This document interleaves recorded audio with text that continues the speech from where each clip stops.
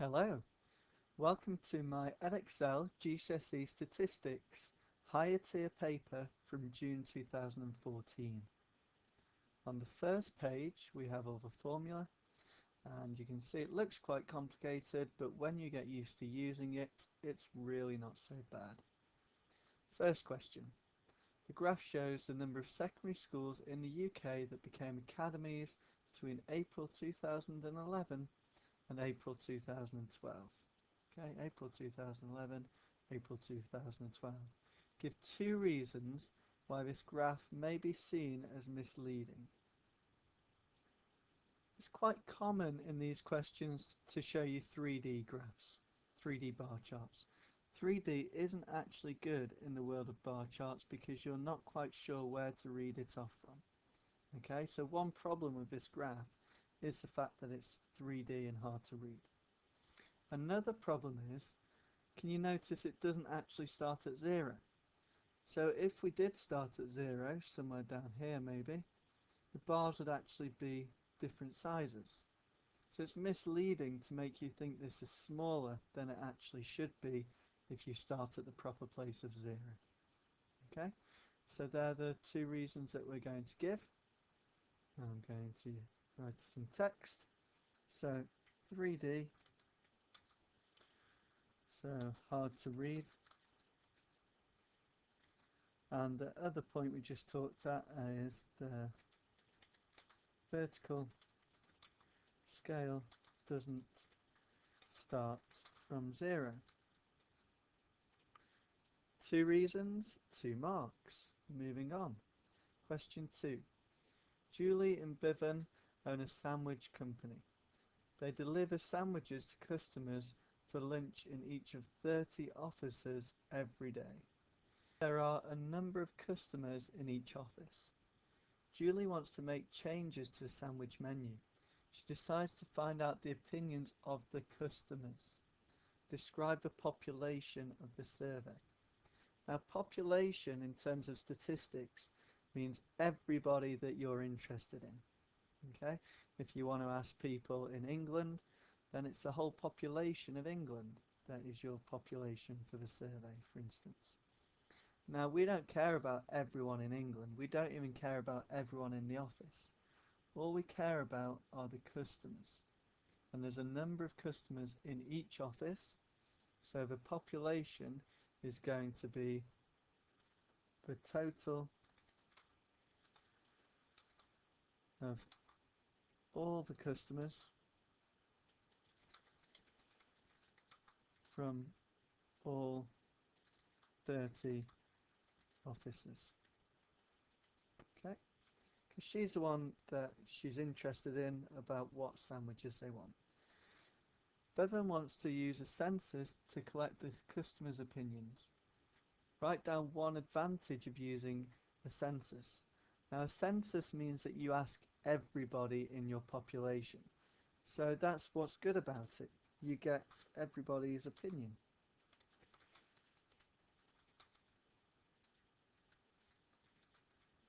Okay. Or everyone's opinion. Might be better English, but there we go. Julie wants to use a sample for the customers rather than a census. Give 2 reasons why a sample might be better. Well, it might be better because it is easier to carry out, less people to ask, and it may also be cheaper to execute. Okay, because you're asking less people. Explain what is meant by a random sample. So everybody must have the same chance of being selected for it to be random. Okay, you can't say, oh well, quite like the look of them, so I'm probably going to ask them instead of somebody else. No, everyone needs the same chance. So everyone in the population must have an equal chance of being selected from for the sample. That means you're doing it randomly. Many different ways to select things randomly. Julie designs a questionnaire to give to customers. One question on Julie's questionnaire is, do you agree that the sandwiches are good value for money? This is not a good question. Give 2 reasons why. Okay, well, first off, she's putting her opinion forward by saying, do you agree? Which is saying that she thinks they're good value for money, which is unfair because it might mislead them to what they wanted to say for themselves. Okay, so that's called a leading question, which means it's biased. Asking one way, do you agree? Okay. Reason 2. So also it doesn't give response boxes, doesn't give options to make it easier for the people answering. Okay, so no response boxes. Response boxes are also good because it means that you only get a limited number of different responses. Good value for money. People can write absolutely anything on that. Bevan wants to use face-to-face interviews with the customers. Give one advantage and one disadvantage of using face-to-face rather than questionnaire given to customers. Well, think about if it was actually happening. Think about, would you rather ask people face-to-face, or would you rather just get them to write on a piece of paper questions that you've asked? So one advantage is you can help explain the questions if somebody or someone doesn't understand.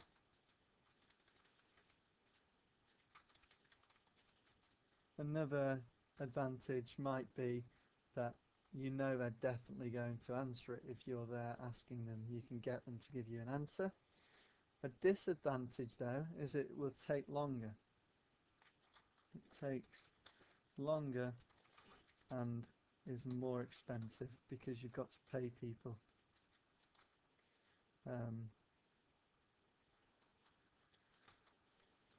So, for example, paying interviewers is expensive. Okay. Next question, question 3. The population pyramids show the percent of men and women in each age group in Hackney and Richmond in 2009. So we've got Hackney on the left and Richmond on the right. We've got age groups in the middle. Okay. Write down the age group that has the greatest percent of both men and women for Hackney. So in Hackney, which is the largest bars? Well, this one's the largest for men, and this one's the largest for women. Okay, so that is the age group 25 to 29. Simple as that. 25 to 29. And for Richmond, which are the biggest bars? Well, let's have a look. Looks to me like it's this one for men, and guess what? This one for women as well. And so we read off the age group 35 to 39.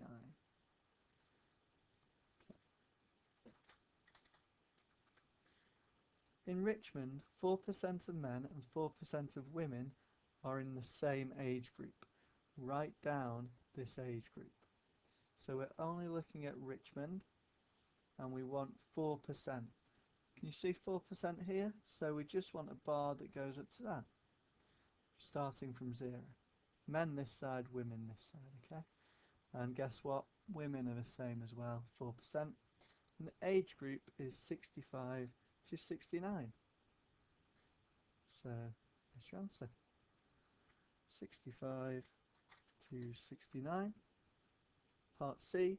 Compare the percentage of people aged 60 and over in Hackney with the percentage of people aged 60 or over in Richmond. So 60 or over. So we get to 60 here on our graph. Anything above that, this area, is above 60. Okay, so we want to kind of add up all the people, and just get rid of that because you don't need it now. All the people who are above 60, so in all these categories. So let's check out Hackney. We would be adding all these up. It just says compare, it doesn't actually say calculate, so we can probably get away for just 1 mark with just saying which is bigger. And Richmond, look at all these people. You can see that if you actually had the time and inclination to put all these together, to count them up, you would see, let me just show you what I'm going to do here. You wouldn't have to do this in your exam, but I'm just trying to demonstrate. These are all how many percents of people. So if we want to add them all up, we put all the percents together. That's for Hackney. And for Richmond, we've got all these. I can already tell that Richmond's going to be bigger, but I think it's going to be quite nice for you to see this kind of a way that I'm imagining it. Okay, so we add up all the Richmond ones. If you did it with numbers, you would just have a number answer rather than a visual one that I'm showing you. So Richmond has more people over 60 than Hackney. Okay, let's write that down. There's more people over 60 than Hackney. Nice and easy. Next one. Question 4. The table shows the average monthly rental price for a 2-bedroom property in the UK in 2010 and in 2012. Okay, we've got this little table here. Using 2010 as the base year, now let's talk about what base year means. We take it as our original value, we take it as 100%, okay? Or we don't even need the percent sign, we just take it as 100. Calculate the index number for average monthly rental in 2012. So if this was being represented by 100, what is this going to be represented as? Okay, so basically if 1042 pounds equals 100, what is 1187? Well, what we need to think is how do we get from 1042 to 1187? And you can work backwards and say, well, 1187 divided by 1042 is going to give our answer. And it's a calculator paper, so 1187 divided by 1042. And that just tells you that you've got to times by 1.139155, etc., etc. It's a big number on your calculator, so we have to times by the same thing. So actually just keep that in your calculator and times it by 100, and that gives you an answer of 113.915547.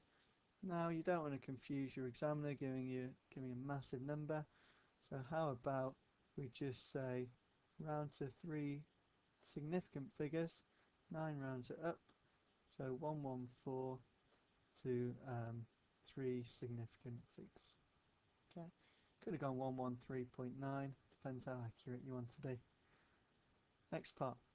The index number for the average monthly rental price for a 3-bedroom property in the UK in the same period is 120. Compare how the monthly rental price has changed from 2010 to 2012 with 2-bedroom and 3-bedroom properties.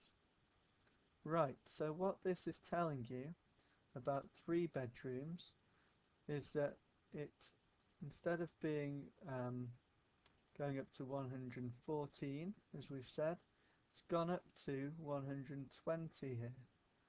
Again, from a base year of 100. So which one's gone up more? 100 to 120 or 100 to 114? Well, it's 100 to 120, 3 bedroom rent. Okay, so let's write that down. So the rental prices for 3 bedroom properties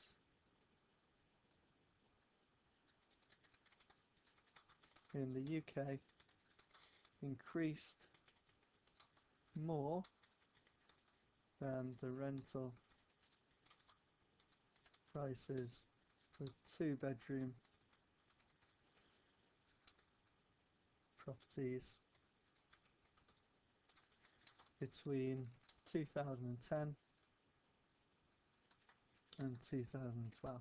We can put in brackets as well that we've done the calculation, 100 to 114 compared to 100 to 120. Okay, so this one was 3 bed, and this one was 3 bed, 2 bed, sorry. Okay, so slightly more information than we probably needed, but it's always nice to put the numbers in too. Question 5. The table gives information about public spending in billions of pounds by central government and by local government in 2005 and 2010. So we've got quite a large table, and these are the type of things that the government spend money on: defence, economic affairs, health, etc. Okay, central government, local government, and then totals here.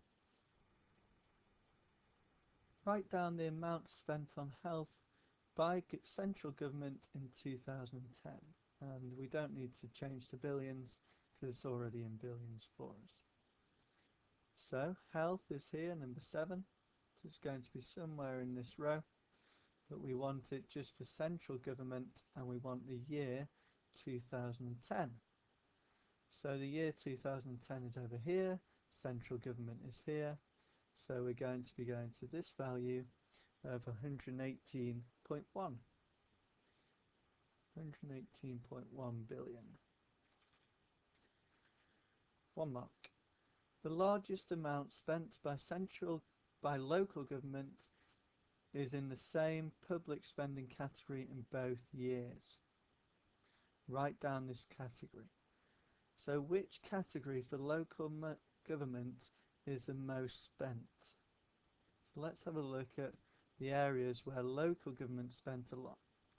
So the highest here is 42.1. Ignore the total because that's everything added up. The highest here is local, 55.1 is the highest here. So in both it's education, which is good because we want to spend lots of money and get you guys a really good education. Okay. In 2010, the total public spending on health was more than the total public spending in education. How much more? So 2010, public spending on health, public spending on education. Health, which is 118.1 compared to 33.2. So we just do on our calculator 118.1 minus 33.2, and that gives us 84.9. So 84.9 billion more was spent. 84.9. The figures in the table for local government spending in 2010 add to 172.9 billion. Total given in the table for spending is 172.8 billion. Give a reason why these totals are different. Right, well, what you can notice is here is where we're talking about. So it's saying if you add up all these, you get 172.8.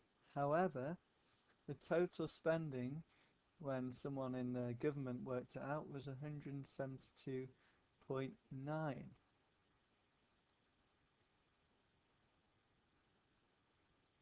So what's going on? Well, what's going on is rounding, basically. Let's think about the spending by the government. It's not actually going to be 172.9 billion. So let me show you what billion looks like. That is a pretty big number, isn't it?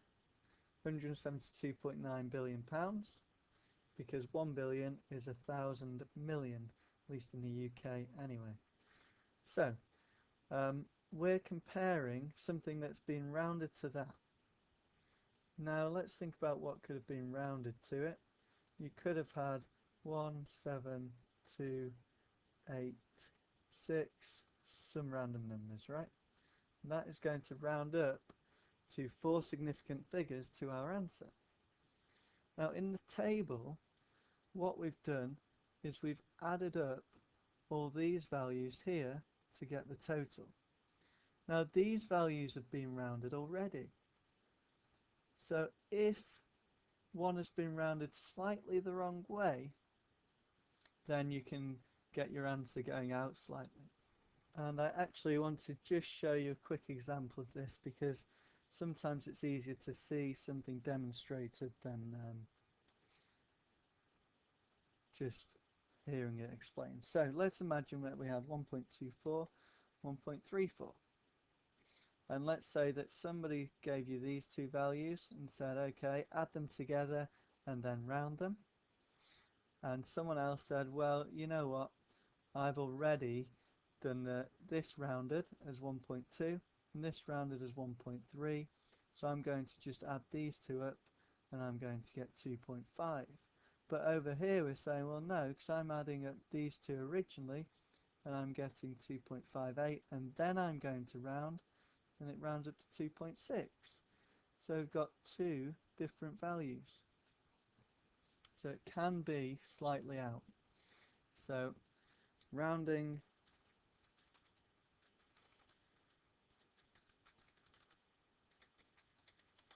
has been done before adding up in the table, and at the end in 172.9 billion figure.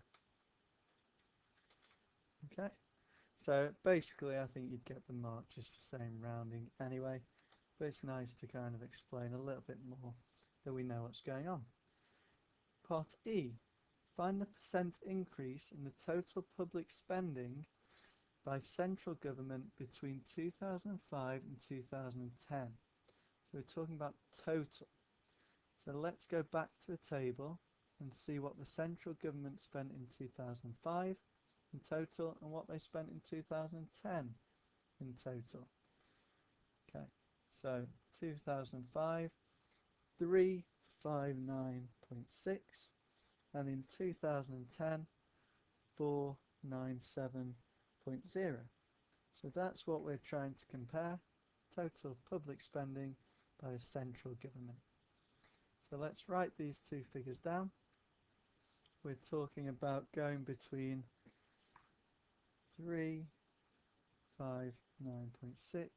to 497.0.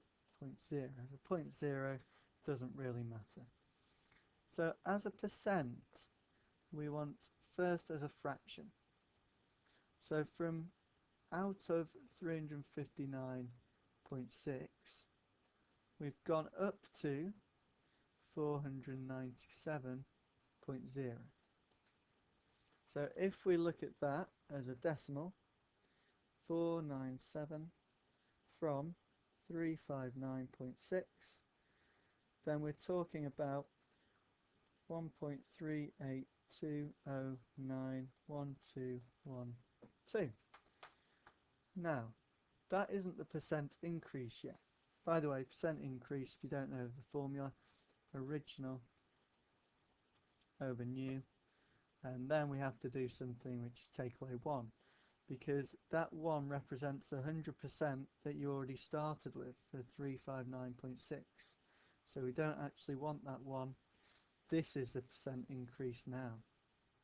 So we'll round it to 3 decimal places, and as a percent, 38.2%.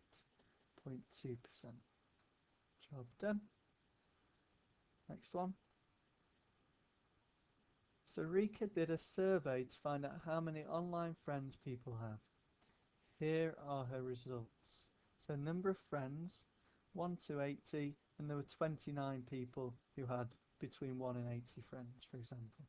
So this means how many, and this is the category of how many friends they've got. Write down the modal class.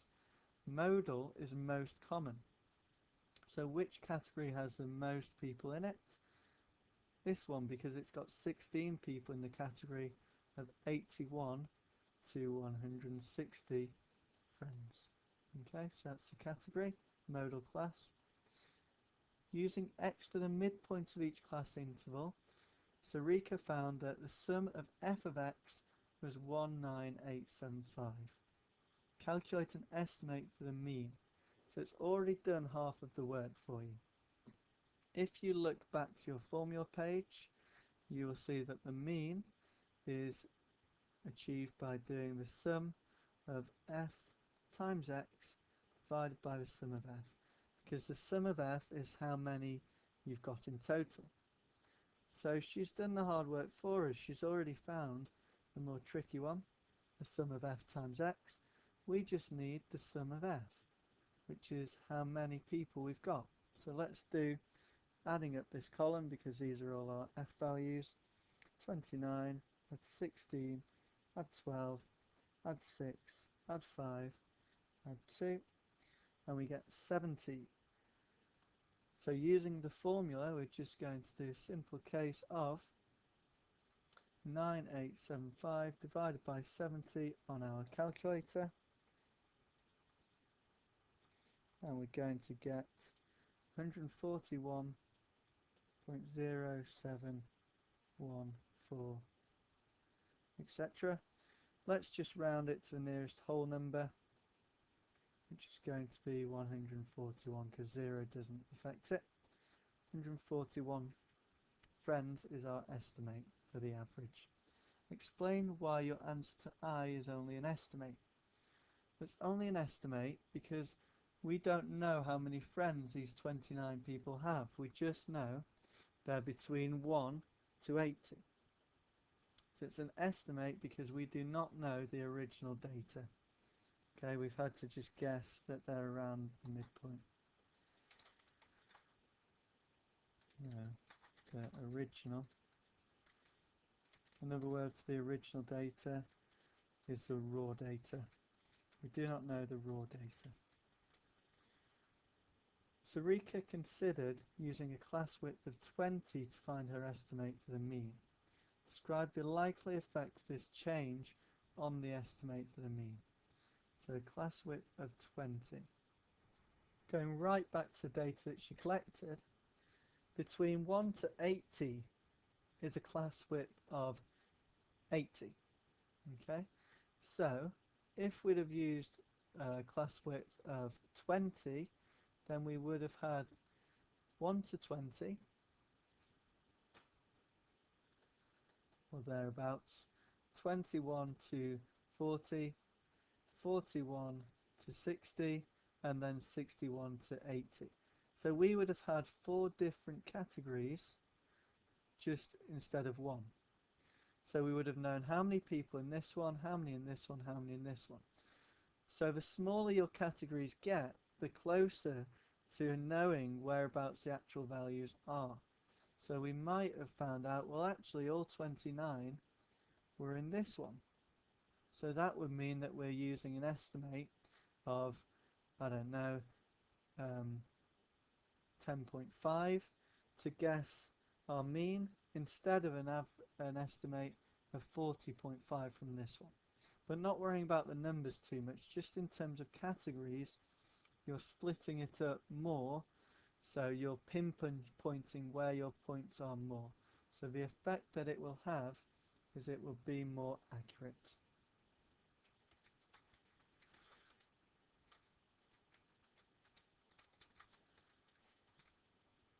Okay.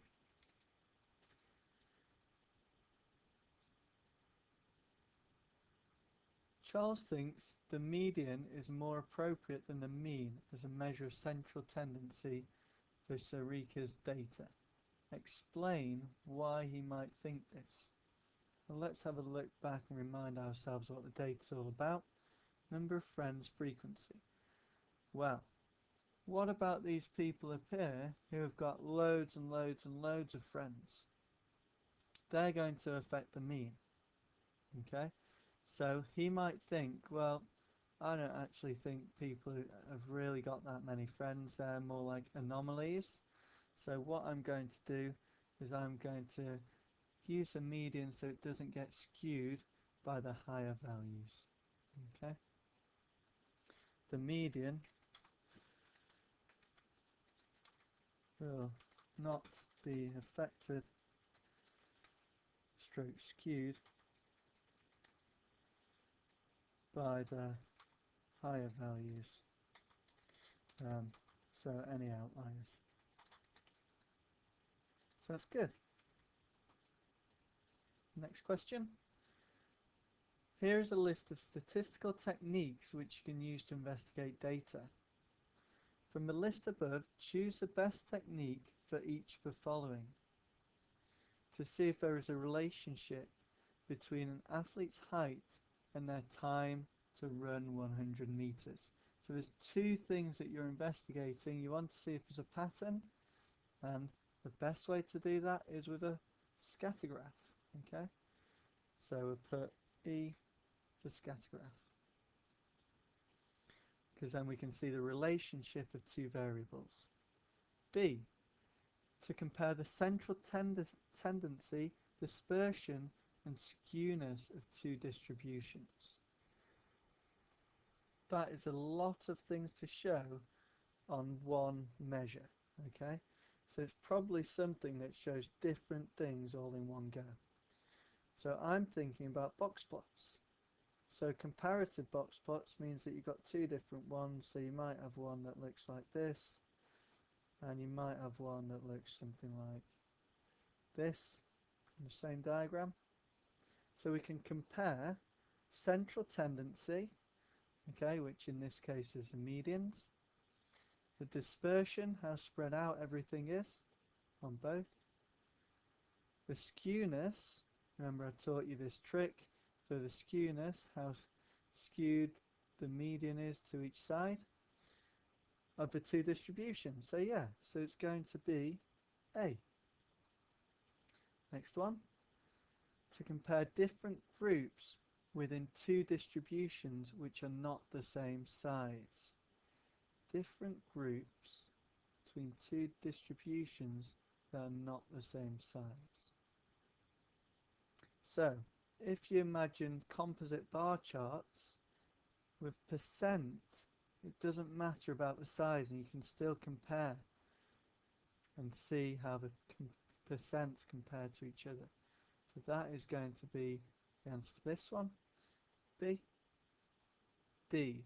To find how strong the agreement is between two judges.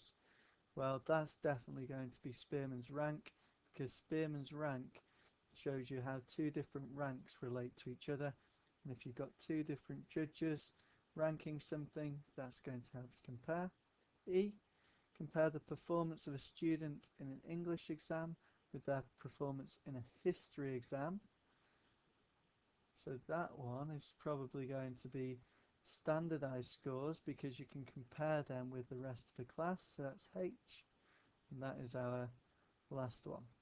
So quite a tricky question. It really tests whether you know your theory of different statistical measures. But if you do, you can pick up 5 marks. Question 8. A researcher is investigating how safe residents of different ages feel in their community at different times of the day. Okay, so suggest a hypothesis, a prediction that you can test that the researcher can use. So, what should we predict? Should we predict that nighttime is less safe? They feel less safe? I reckon I would predict that if I was going to investigate. So I would say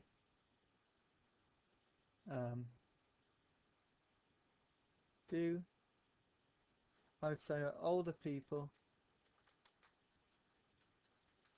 feel less safe at night time, because I would make that prediction if I was going to investigate. The researcher designs a questionnaire. She decides to do a pilot study. Give 2 reasons why she should do a pilot study. What a pilot study will do is it's like a test run. Okay, sometimes on TV a program might have a pilot series to test it out to see if people like it, see if they're going to run it for real. And in statistics, if you do a pilot study, it's like a test run. So if you've written a questionnaire and you test it out, then you can see if any questions get misunderstood and if there are any ways to improve it, to improve questions. What the test run will also do is give you an idea of how long it's going to take you for the real thing. Help you to predict timescale and costs of the real thing. Okay? The researcher is going to use the questionnaire with a sample of residents in a small town. She uses a local telephone directory as her sampling frame, where she gets the sample from, basically. Explain whether or not this is a good choice of a sampling frame. I've seen this question over and over again. It is not a good choice because it is biased. Not everyone is in the phone book. Not everyone is in the phone book. Not everyone has phones. Has house phones. So basically, not everyone in the population has a chance of being selected.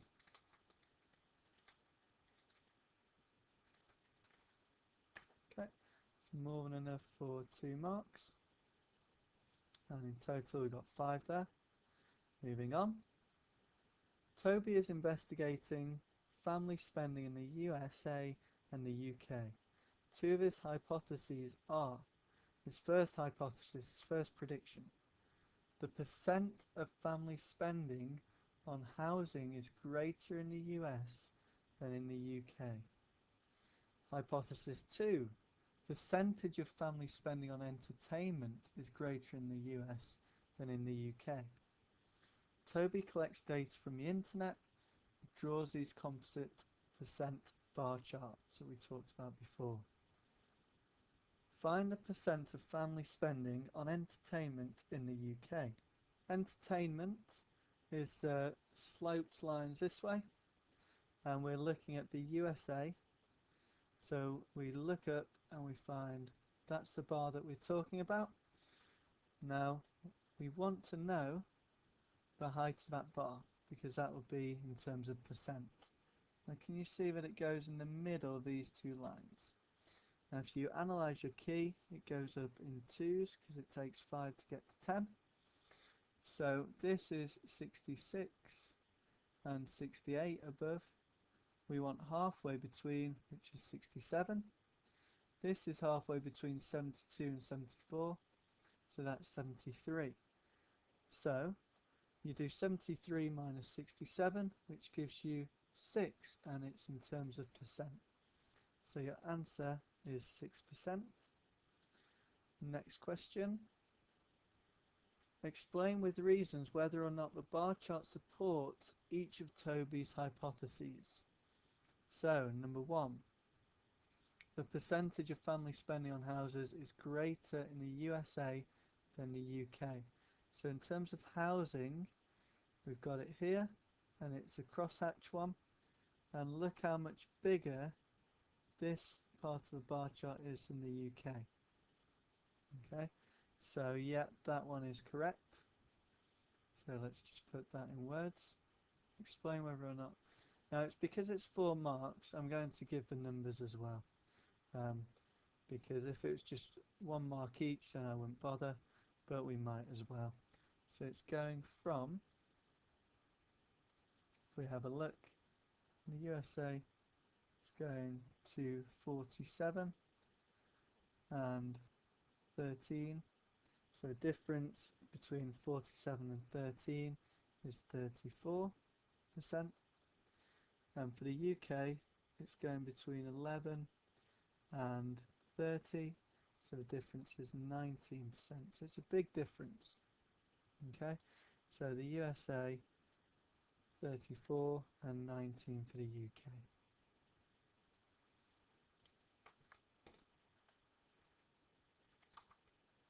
Yes, the bar chart supports this hypothesis.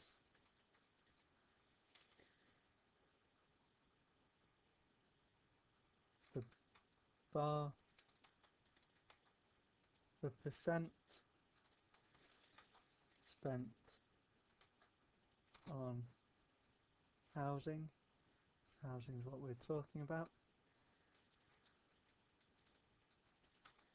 in the USA is, what did we say, 39? 34 and 19. 34%,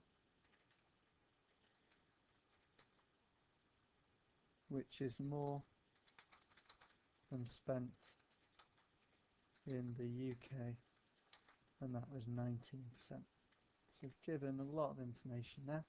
Hypothesis 2, we've already worked out half of this one for the first part of the question. We figured out 6% for the relevant section for the USA. We want the same for the UK. We want to figure out this area, and we're going up from 49 up to 62. So that is going to be difference of 13%. So that's wrong, because that shows that actually the UK spend more on entertainment. Okay, so we're going to write that, it's incorrect. Hypothesis 2 is incorrect because the UK spend a higher percent on entertainment than the USA, and we can say that it was 13% compared to 6%. 13% for UK compared to 6% for USA. Done.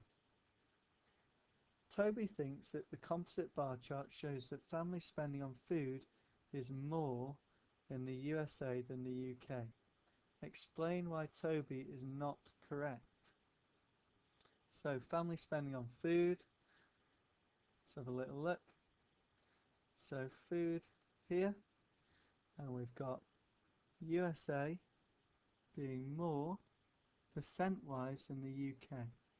And what did Toby say? Thinks composite shows spending more in the USA than the UK. Now, we do not know, because we do not know the total amount of family spending. So it just shows percent, nothing else. So the composite bar chart just shows percent.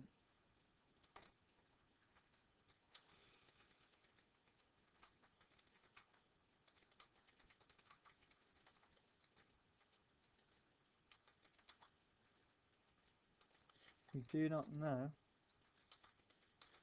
about the actual amounts of spending. That's why it's wrong. Question 10. Cumulative frequency diagram shows the distribution of ages of a sample of 100 teachers in the UK. Complete this table for the ages of these 100 teachers. So the lowest is 22, youngest teacher. So that means that this is at 22. The highest is at 62, so we should be able to scroll up, see that this is at 62 when it gets to 100% or 100 teachers. And we want the median. Well, we've got 100 teachers, so the median is the middle, which is going to be the 50th. Okay, bang halfway in the middle. So let's just get a line on there. Let's make it red. So across from 50, and then we go down to see what age it is we're concerned about. So the ages are going up in years, 35 here, so this is 39.5. Let's be as accurate as we can. Lower quartile is the first quarter of the data, which we're going to get by just simply going at 25, because that is a quarter of 100. Let's go across from 25 to the bar chart. Not the bar chart, cumulative frequency diagram. Seen far too many diagrams lately. 30. And then one more going across from 75, which is 3/4 of the way through 100 through our data. And that gives us bang on 50. Very nice. Done. The box plot shows the distribution of ages of samples of teachers in the USA. On the same grid, draw a bar chart draw a box plot for the ages of the samples of teachers in the UK.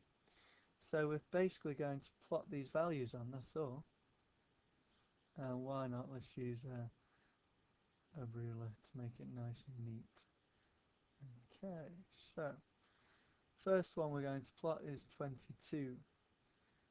So we're going to put a line at 22, and it's the same as the minimum in the USA. So let's put the line there. I'm going to put a line at 30.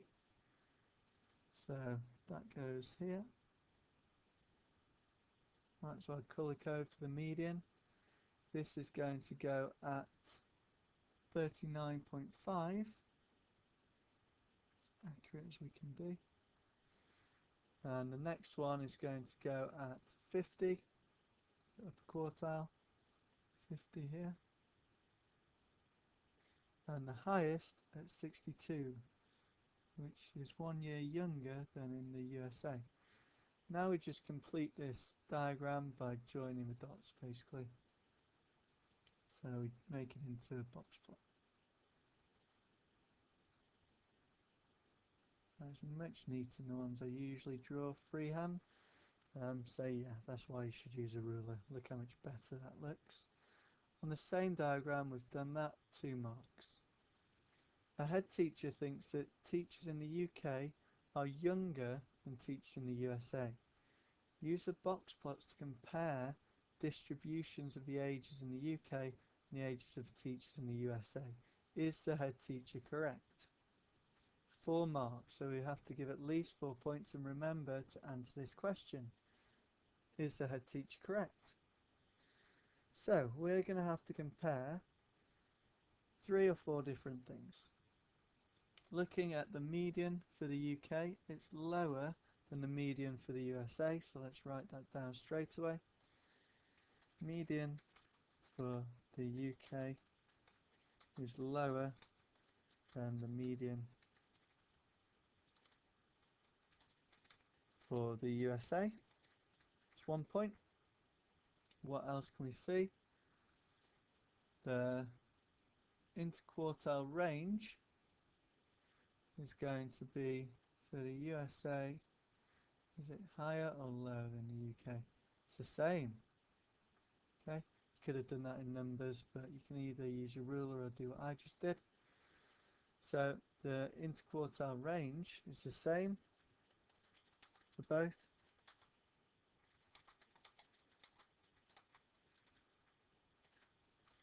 What else can we say? Distribution, so we can talk about skewness as well. They both look pretty symmetrical to me. If they're symmetrical, then the boxes on each side of your little box should be the same. Bang on the same. Okay. So the skewness is symmetrical for both. Skewness is symmetrical for both. What else can we say?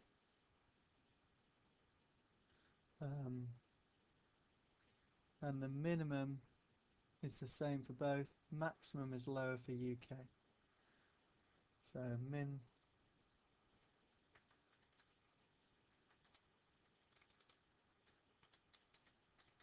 same for both. Maximum lower for UK. So in all, the head teacher is correct. Okay, because the median is lower and because they're spread out about the same, in general the ages are lower. Okay, so that's going to give you 4 marks. Question 11. Daily newspaper sales fell between 2002 and 2012. The table gives daily sales for some national newspapers in these 2 years. So we've got the newspaper in the first column, sales in 100,000 in 2002, and daily sales in 100,000 in 2012. Here is a scatter diagram for this information. Okay, no question yet. Rupert says there is a strong relationship between daily sales in 2002 and 2012 for all these newspapers. Does the scatter graph support what Rupert says? Well, let's have a look at it again. I think that Rupert's onto something there. Now this scatter graph, if we draw a line of best fit, the middle of all our points. Okay, so we're trying to get through the middle of all those crosses, and we kind of want the same number above as below. Now the stronger the correlation, the closer your crosses are to that line. And you know what? They are really close. So Rupert is definitely correct. Yes, it shows very strong positive correlation, since all the points are very close to the line of best fit. Okay. The daily sales for the Daily Mirror were 2,150,000 in 2002 and 1,100,000 in 2012. Plot the point for the Daily Mirror on the scatter diagram. We're given our data in 100,000s, so basically this is going to be 2.15 for 2012 and 1.1 for 2002 and 1.1 for 2012. So if we remind ourselves of these two values and take it across to the previous page, remembering that 2002 is on the top, and let's paste it in. Okay, so 2002, I'm going to make a note before we forget this, is 2.15, and 2012 is 1.1. So when we plot our points, 2002, 1, 2.15. The scale is going up 2 squares mean 1, 1, 2, 3, 4, 5. So we want just after the 2 mark. And then we want for 2012, which is a vertical one, just after 1. And it jumps up by the same as the horizontal scale. So just after 1, just after 2. And we're going to have it about there. Okay. So that's pretty good in keeping with our data. What's the question say? Describe how the point for Daily Mirror fits with the other data. So it fits very well with the other data. Discuss the change in sales for Daily Mirror between 2002 and 2012 compared with the other newspapers. So let's go back to our first table and we want to compare these 2 points. So 2.15 was for 2002 and 1.1 2012. So let's add the extra column in, the extra row for the Daily Mirror. And we want to see how these numbers compare to the others. So, starting from the top, the Sun, 34.6 down to 26, 7.9 down to 6.1, 5.6 Daily Record down to 2.8, 23.5 down to 19.3, 9 to 6, 9.5 to 5.8, 6.6 to 4, 4.5 to 3, 3.8 to 2.1, and 1.9 to 0.1. Now, the ones that I didn't draw arrows on before look like they were about half, by the way. So now we want to calculate exactly how much. So 5.6 is going to be on the bottom of our fraction for this one, and 2.8, and we're going to figure out what percent of the previous value we now have, and it is exactly half, bang on. 0.5 for this one, we've got 0.9 out of 1.9, so 0.9 over 1.9, and that gives us 0.47, 2 decimal places. And then this one that we're actually investigating, 1.1 over 2.15, is 5.11,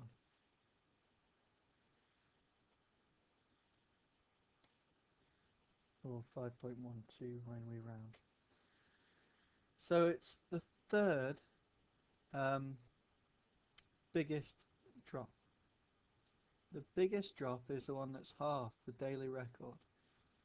And the second biggest, the biggest drop is the Independent. It's dropped to just 47% of what it was. Second biggest drop is the Daily Record, which is 50% of what it was. And the last one, it looks like I've written that slightly wrong, should be 51, 0.51, which is the Daily Mirror. So let's try and put that into words. Discuss the change in sales, okay, compared with the other newspapers. So the sales in all newspapers has dropped between 2002 and 2012, maybe because of things going online. The biggest drop was sales in, let's remember the name of the newspaper, The Independent,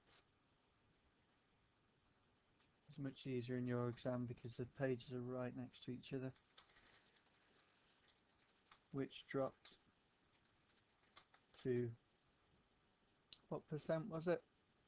It was 47%.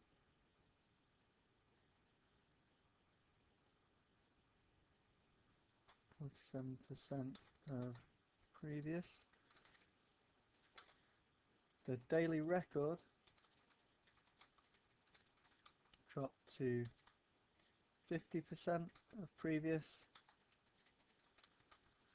Then the Daily Mirror, sorry, is the next biggest drop, dropping to, can't remember that percent either, 51%.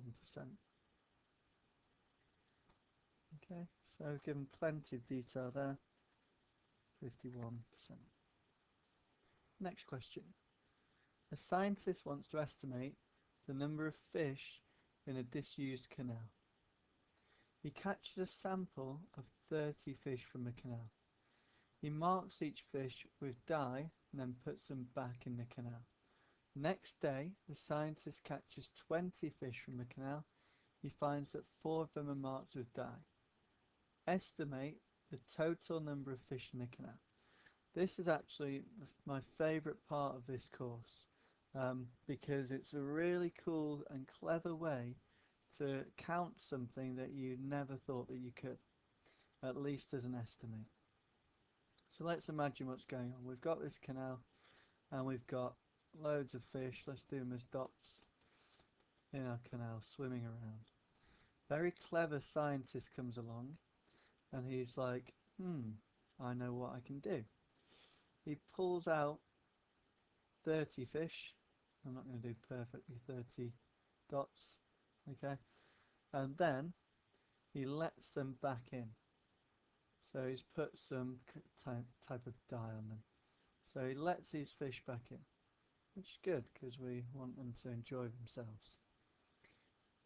The next day he comes back. Now what do you think is going to have happened to the fish? All the fish have spread out. So instead of all being together, now we've got 30 dyed fish all around us, okay, spread out amongst the other fish. And this time he comes back and he catches 20 fish in his thing.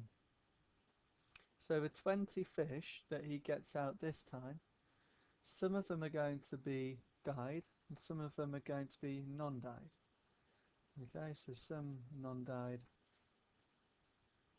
some dyed. I'm not making these perfectly add up. He finds that 4 of them are marked with dye. So he's actually got 4 green in our case, and to add up to 20, let's do it properly. 2, 4, 6, 7, 8, 9, 10, 12, 13, 14, 15, 16. So that's actually properly how many he's going to have. Okay. Now we need to use that to estimate the total number. So the fraction in this sample that we've pulled out is 4 green, 4 dyed, out of a total of 20. Now we know in the whole thing how many dyed ones there are. There are 30 that are dyed. But what we don't know is the mystery number below.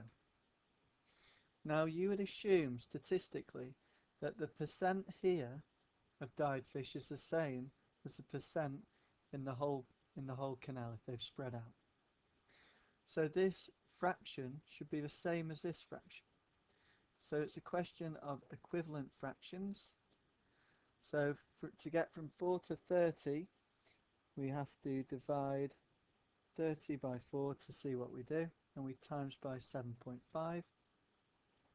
So we do the same to the top and the bottom, 20 times 7.5. We can actually estimate, and it'll be a pretty good estimate, that there are 150 fish. And personally I think that's really good. Write down any assumptions that you made. Well, what I told you about the fish spread out,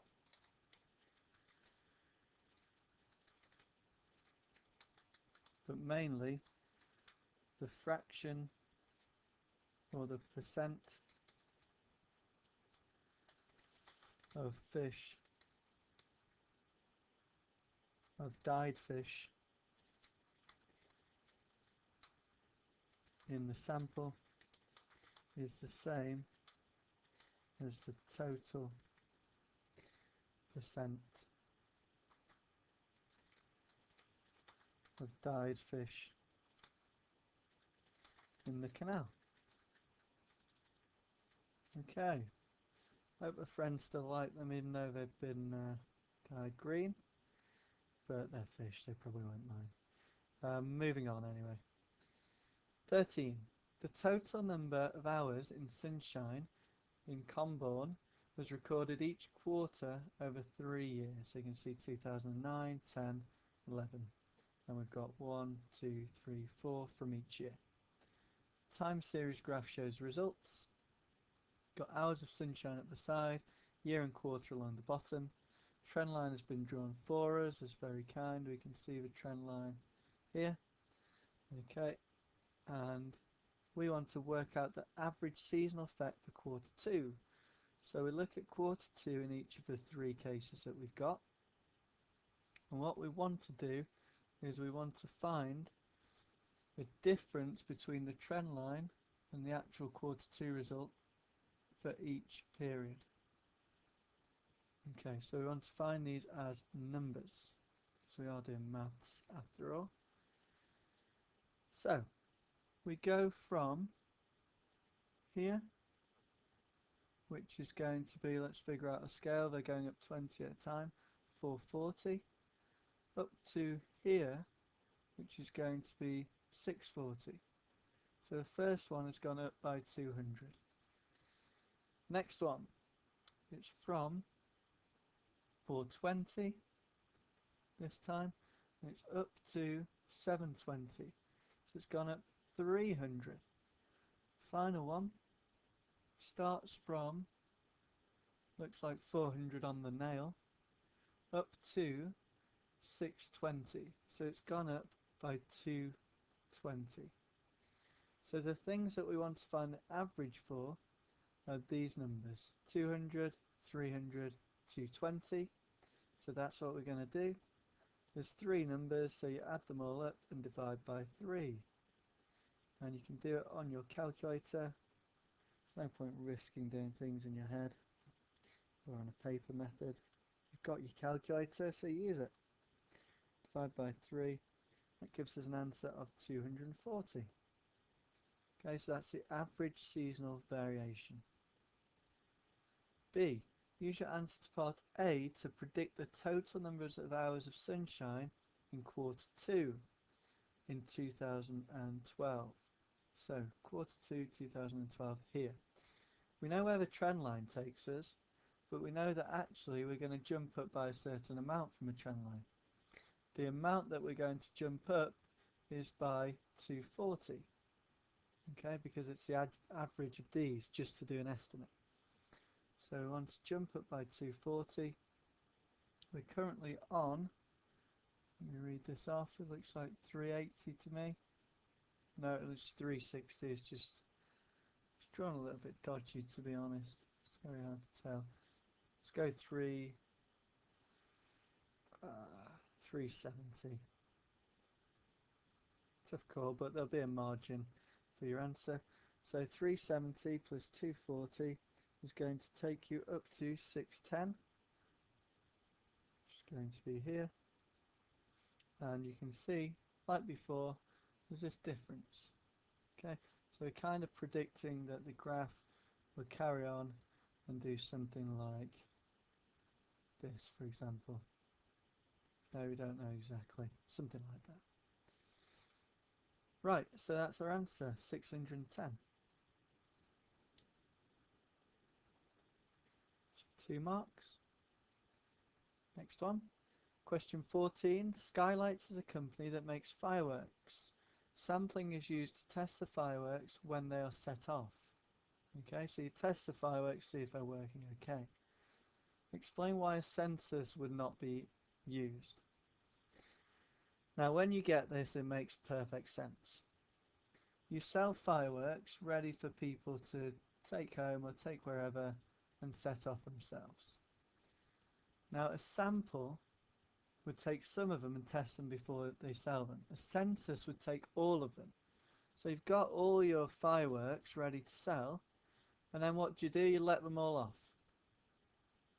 Because that's how we're testing them. Is that a good idea? Probably not, because no one's going to want to buy firework that's been already used.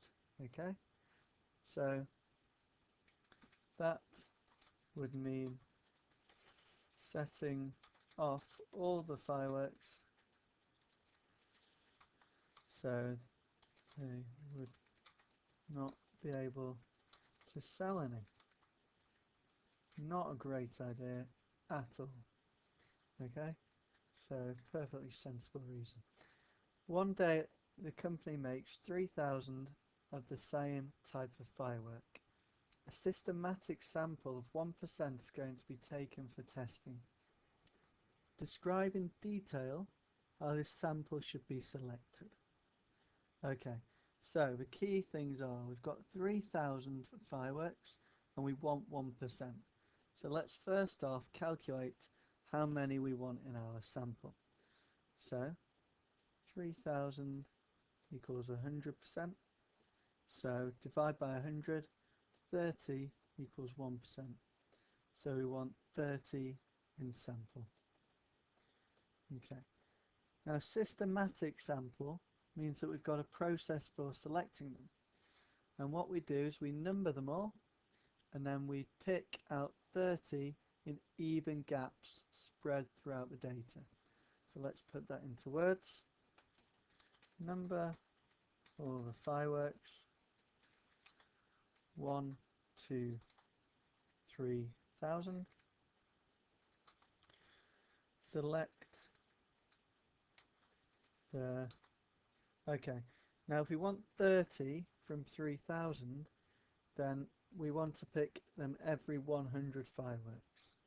100, 200, 300, etc. all the way up to 3,000.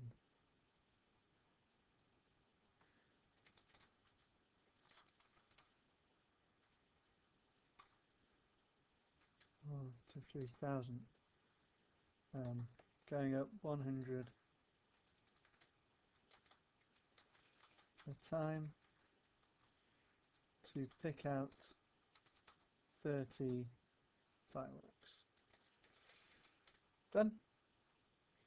Give 2 disadvantages of using this sampling method. Well, it's not random if they've not all got the same chance of being picked, because you've decided which ones you're going to pick. Okay, so it's not random. Not all fireworks have the same chance of being picked. And secondly, another disadvantage is that it's going to be time consuming to number all the fireworks and then do it like that. Okay, time consuming.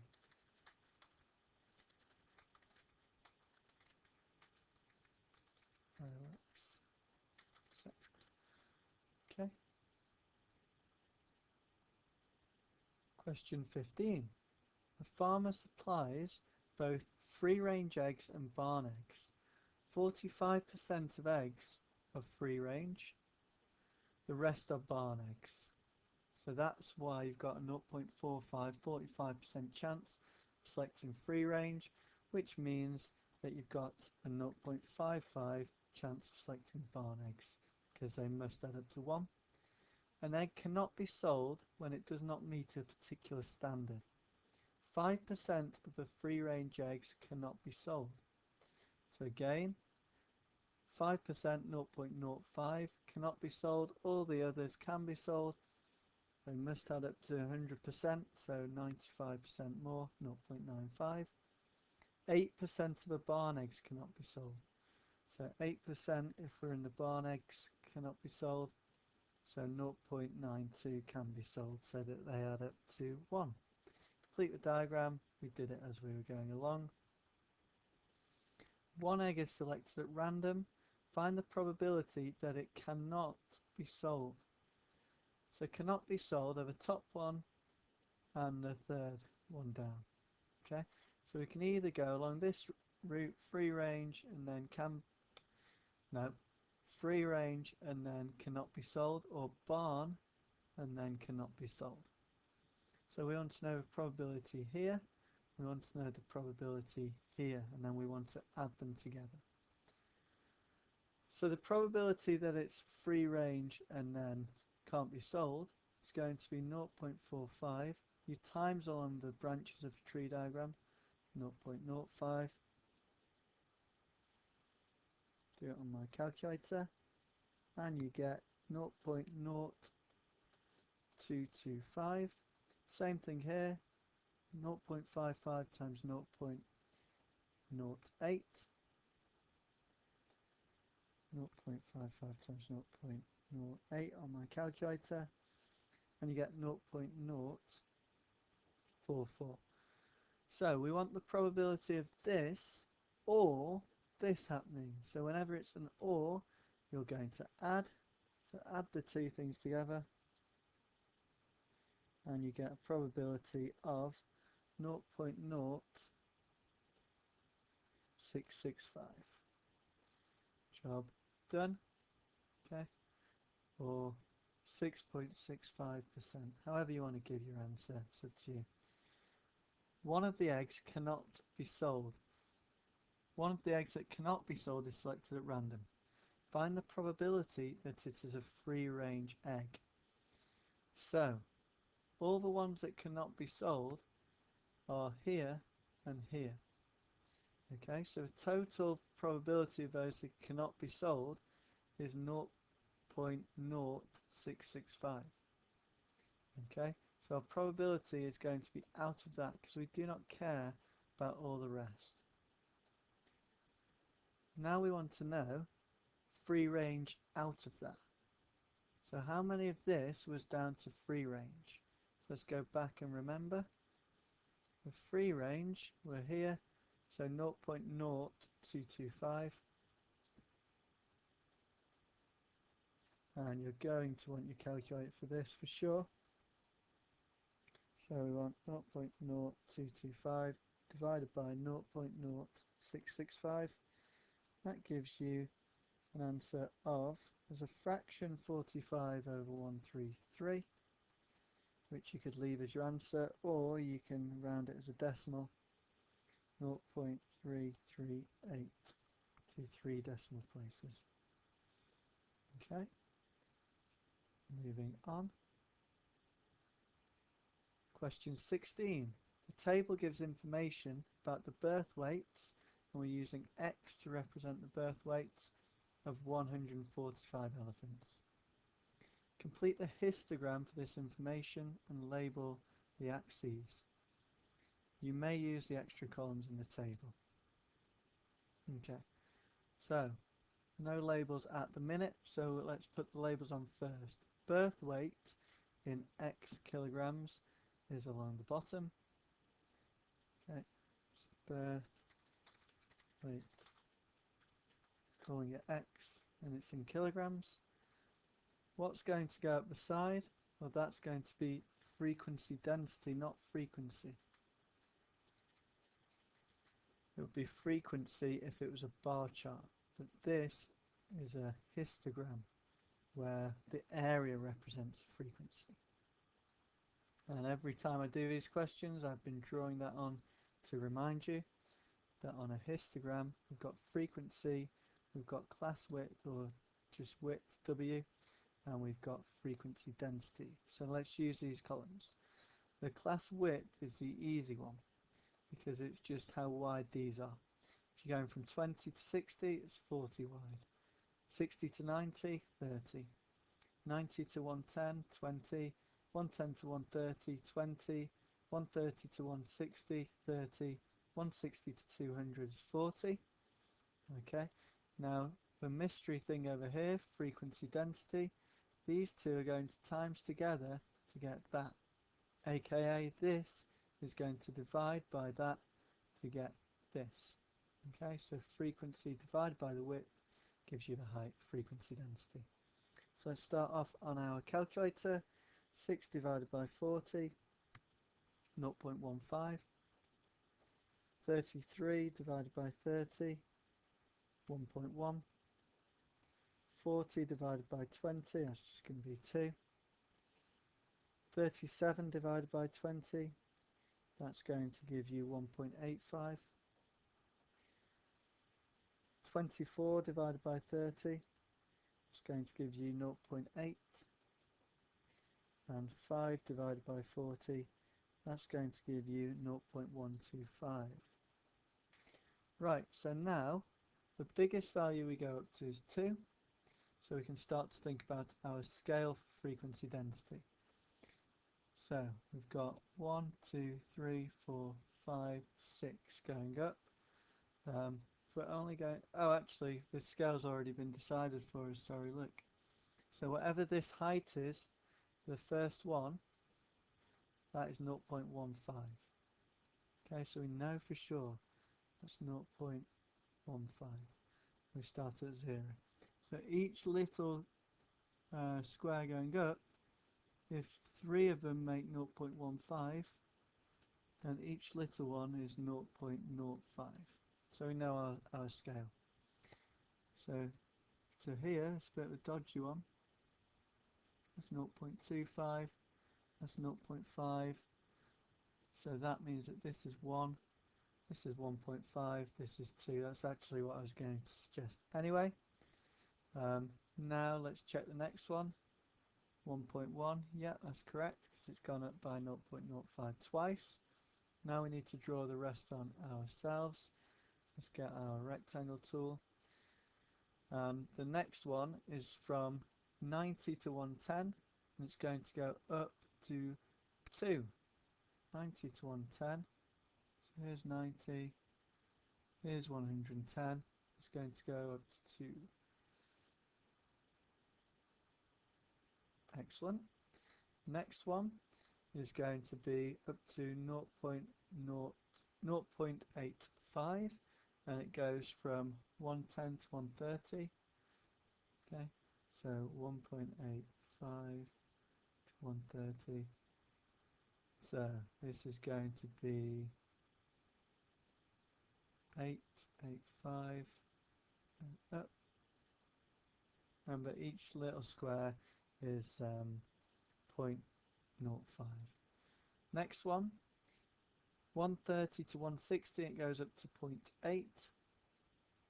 So all the way up to 160 on this one, goes up to 0.8. So that's 0.9, and that is 0.8. Okay, and the final one is between 160 to 200, 0.125. That seems like a random number, but it's actually half of 0.25. So it's going to be bang on half of this, which is going to be just here. Okay, good job. That's that one done. Yep, and we got 4 marks for that. That's pretty cool. For these 145 elephants, the sum of f of x is 15,535, and the sum of f of x squared is 1,794,625. Show that the standard deviation at birth of the weights is 30 kilograms. So, standard deviation is a formula at the front of your paper. So let's go to the front, and there's 4 different formulas for it, but if you remember what we had this, didn't we? Okay, so that is the one that we're going to use. Right, so I've copied in the formula that we said we were going to use because we spotted the type of information that we had, the format that it was in. Now, for the total number of elephants, 145, that's all the frequencies added up. Okay, so we've got the 3 things that we need for this formula. So let's drag that formula over here and let's work it out for our numbers.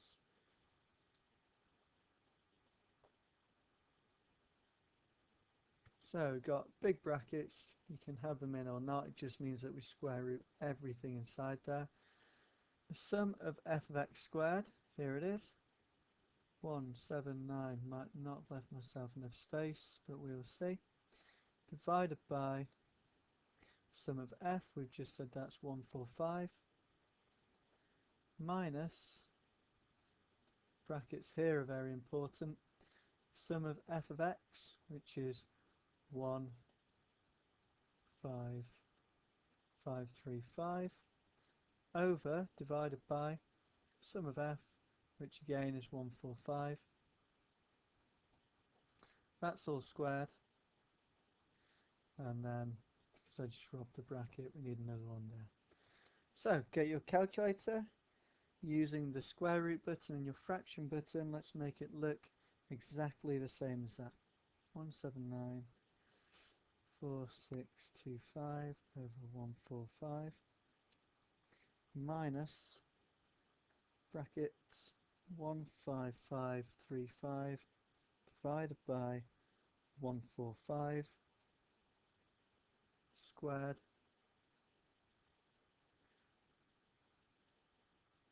and we get 29.96978.264. So we've wrote down all the digits so we can see that we've figured that out properly in our calculator, and we can say okay, that equals 30 to the nearest whole number, nearest kilogram. Okay, and we might as well put a unit, kilograms. Next bit, the mean birth weight for these elephants is 107 kilograms to the nearest kilogram. The zoologist thinks that the birth weights are normally distributed. We talked about normal distribution, the bell-shaped curve with the mean in the middle, and we reckon that that is bang in the middle here of our bell curve. Between what limits should 95% of the birth weights lie? Okay, now what we just figured out above was the standard deviation, and all of the 95% of the data is within 3 standard deviations of the mean. So we could go 1, 2, 3 that way, 1, 2, 3 that way, and all this area that we've captured is 95%, leaving 2.5% here and 2.5% here because they're symmetrical. Okay, but we want to know this value and this value. Well, these are 3 lots of the standard deviation that we've just figured out is 30. So we add 30, 30, 30, aka we add 90 to get to 197. Similarly this way, take 30, take 30, take 30, minus 90 to get us to 17. So between 17 kilograms and 197 kilograms will be 95% of your data. I've given us space here. There we go.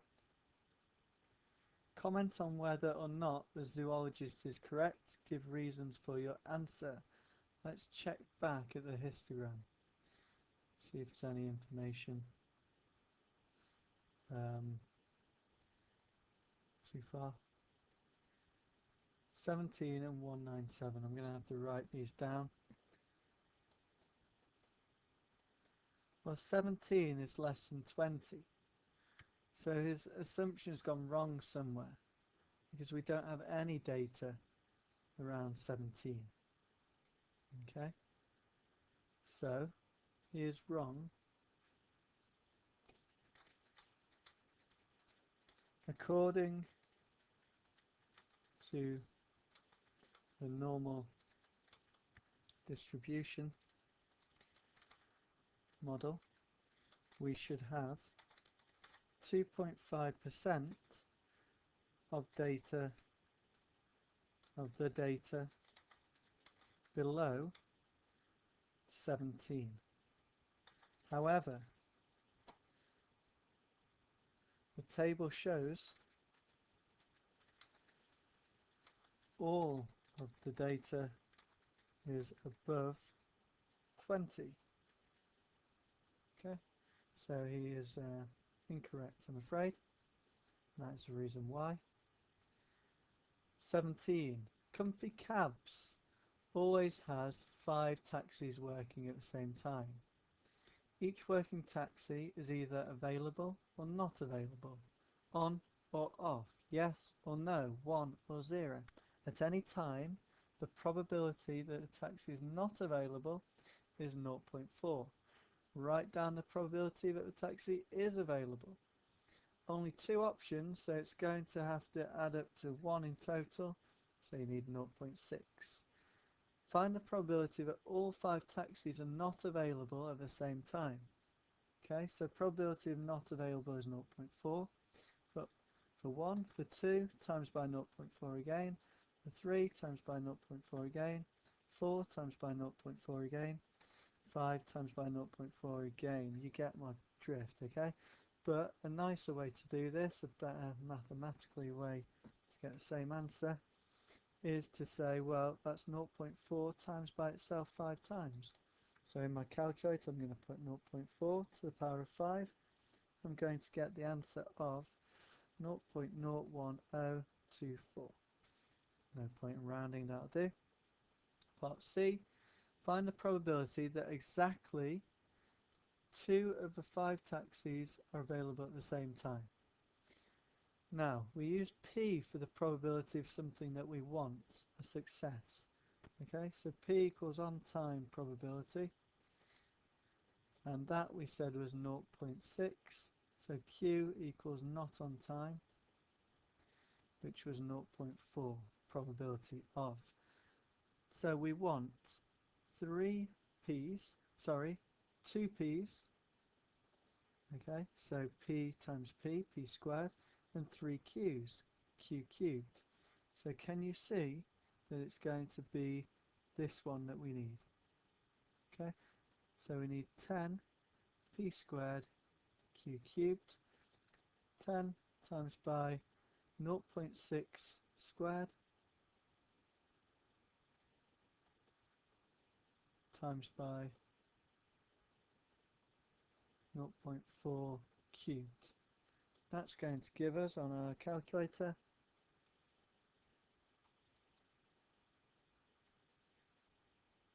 104 over 625, or 0.2304 as a decimal. Okay, fine, done. I don't know if it was on time or available, but we get the same answer anyway.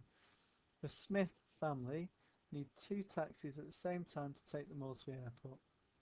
Find the probability that comfy cabs cannot take all the Smith family at the same time. Right, so let's think about these taxis. We've got 1, 2, 3, 4, 5. Okay, this one's a bit bigger by the look of it, but whatever. It's just an illustration. So, the Smith guys want this guy and this guy available, or any combination. Now they don't care if all of them are available or just 2. So basically, looking back at any of the formulas that we care about, we're happy if all are available, 4 available, 3 available, or 2 available. And so the probability that them not being able to get them are just the 2 at the end, where you've got 4 not available or 5 not available. Okay, because it says cannot take. So we're going to copy that formula down, which is 5p q to 4, 5p q to 4, add q to 5. Remember, p stood for 0.4, was it 0.6? I forget now. P stood for 0.6, yep, and Q was 0.4. So now we're just going to put this into our formula. So 5 times by 0.6 times by 0.4 to the power of 4 plus 0.6 to the power of 5. Let's see what we get.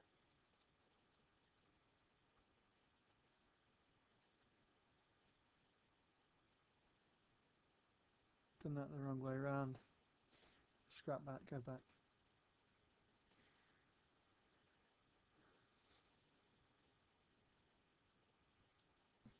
Zero point 0.6 times 0.4 to the power of 4 plus 0.4 to the power of 5. Let's type that in our calculator. 5 times 0.6 times 0.4 to the power of 4 plus 0.4 to the power of 5. And we're going to get 0.08704. So we've got quite a good chance, to be fair. Got about a 91% chance of getting what they want. So let's just say 0.087 to 3 decimal places. That is the end of that question, and hence the end of the exam. Some very interesting, quite tricky questions in there. Hope you followed it okay. Thanks for watching. Good luck in achieving maths. Goodbye.